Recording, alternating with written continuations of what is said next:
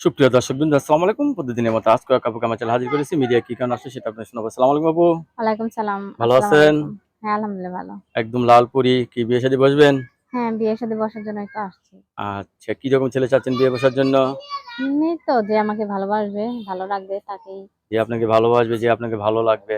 হুম। আচ্ছা, আগের স্বামীর সাথে ডিভোর্স হয়েছে তো? হ্যাঁ, ডিভোর্স হয়ে গেছে। এখন কি একাই থাকেন? হ্যাঁ একা থাকি বাচ্চা একা নিয়ে। একা ভাল লাগে?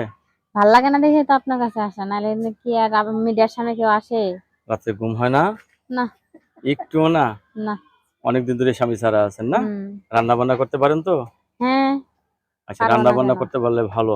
আচ্ছা, রাত্রের বেলা স্বামী টাকার বান্ডিল নিয়ে আসলে খুশি হবেন না ফুলের বান্ডিল নিয়ে আসলে খুশি হবেন?